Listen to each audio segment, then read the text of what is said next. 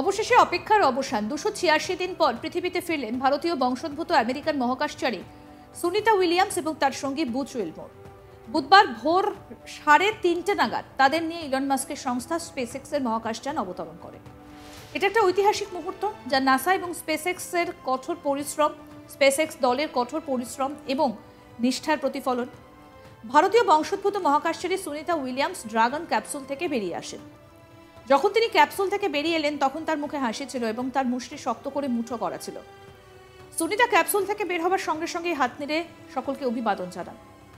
কিন্তু সব থেকে বড় যে বিষয়টা, যেটা চিন্তা বাড়াচ্ছে, সেটা হলো পৃথিবীতে ফিরে কি তারা খাপ খাইয়ে নিতে পারবেন। বিশেষজ্ঞরা বলছেন মহাকাশ থেকে ফিরলেও এখনই ঠিকভাবে হাঁটার ক্ষমতা থাকবে না সুনিতাদের। এছাড়াও এতদিন তেজস্ক্রিয় বিকিরণের মধ্যে থাকার ফলে পরবর্তী সময়ে ক্যান্সারও হতে পারে মহাকাশচারীদের। স্পেস স্টেশনে বসে থাকা বা শুয়ে থাকা আর পৃথিবীতে থাকার মধ্যে অনেক তফাৎ আছে। নানা শারীরিক জটিলতায় জর্জরিত হতে হবে তাদের।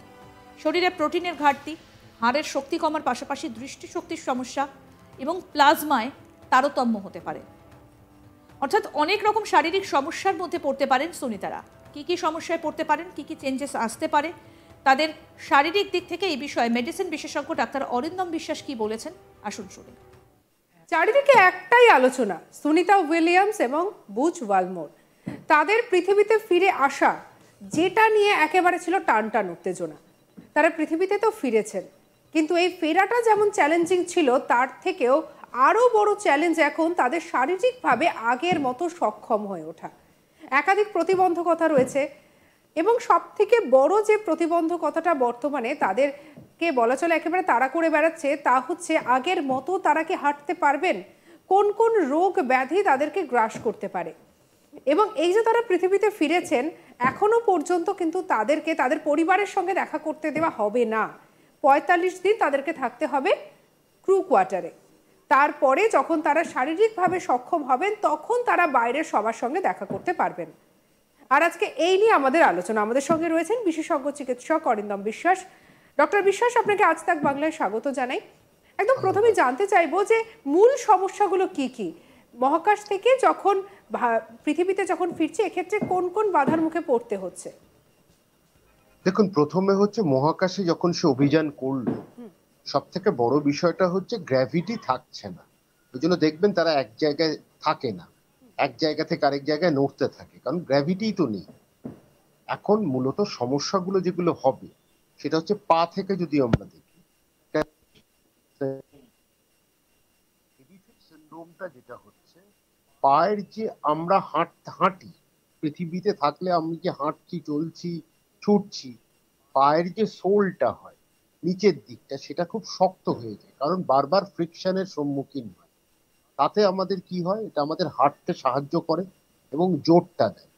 সেখানে এই যে স্পেসে থাকতে থাকতে, মহাকাশে থাকতে থাকতে যে থিকনেসটা, সেইটা আস্তে আস্তে কিন্তু ক্ষয় হয়, চলে যায়।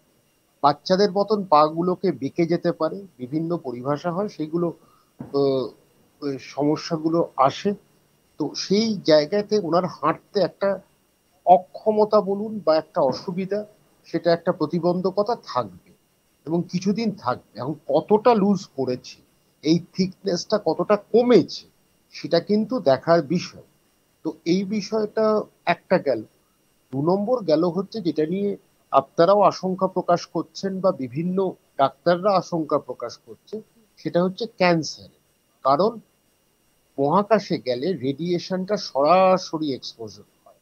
আমরা পৃথিবীতে রেডিয়েশনে এক্সপোজড হই, অস্বীকার করার নেই, কিন্তু এত স্তর আছে যে রেডিয়েশনটা যখন পৃথিবীতে এসে পৌঁছয়, সেটা খুব একটা নেতিবাচক প্রভাব ফেলতে পারে না। যেরকম কৃত্রিম উপায় হয়, আমরা বিভিন্ন সিটি স্ক্যান হচ্ছে, এক্স রে হচ্ছে, সেখানে রেডিয়েশন আছে, কিন্তু রেডিয়েশনটা সরাসরি পৃথিবীতে এবং আমরা নেতিবাচক প্রভাবটা ফেলে না। তো এখানে সুনিতা উইলিয়ামসের কিন্তু একটা নেতিবাচক প্রভাব পড়তে পারে। এখন দেখুন, দেশটা আমেরিকায়, ওনার স্বাস্থ্য পর্যবেক্ষণটা আমেরিকান ডাক্তাররা করবেন, তারা এই বিষয়ে অবগত। তবে ক্যান্সার রিস্কটা থাকলেও সেটা কম, কারণ বছরের পর বছর ওনার চিকিৎসা চলবে, মানে চিকিৎসা মানে পর্যবেক্ষণটা চলবে। তো সেইখানে মানে প্রোফাইল যা যা মেজার্স নেওয়া দরকার সেটা করবে, এইটাই আমরা বিশ্বাস করি। এবার তৃতীয়ত হচ্ছে, যখন মহাকাশে যাচ্ছে সেই গ্র্যাভিটি নেই, না থাকলে তখন কি হয়, আমাদের যে হাড়গুলো আছে হাড়গুলো দুর্বল হয়ে যায়, কারণ বোন ডেন্সিটিটা অনেক কমে যায়। এতে কি হয়, একটা ফ্র্যাকচারের রিস্ক, ছোটখাটো একটা চোট পেলেও কিন্তু একটা ফ্র্যাকচার হতে পারে। তৃতীয়ত, চতুর্থ যেটা দেখা যায়, হার্ট গ্র্যাভিটির এগেনস্টে কাজ করে, আমাদের গ্র্যাভিটির বিরুদ্ধে কাজ করে, পুরো সারা সার্কুলেশনটা সারা শরীরে ছড়িয়ে দেয়, সেখান থেকে আমরা অক্সিজেন পাই।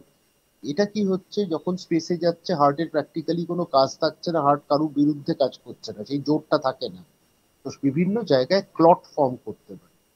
ক্লটটা যদি ফর্ম করে, আর শরীর থেকে যে জলটা আমরা বার করি, হার্ট বার করে, কিডনি বার করে দেয়, সেখানে ফাংশনটাই তো কম, মানে সবটাই মানে অলস হয়ে বসে আছে। এই যে কথাটা হচ্ছে যে 8 দিনের জন্য গিয়ে 9 মাসের বেশি সময় পর্যন্ত থাকতে হচ্ছে, তার ফলে নিঃসন্দেহে বলা যেতে পারে যে এর ফলে শুধুমাত্র মানসিক সমস্যার পাশাপাশি শারীরিক কি একাধিক প্রতিবন্ধকতা এক্ষেত্রে কি দিনে দিনে বাড়তে থাকে? কতদিন পর্যন্ত মহাকাশে থাকতে পারেন সর্বোচ্চ?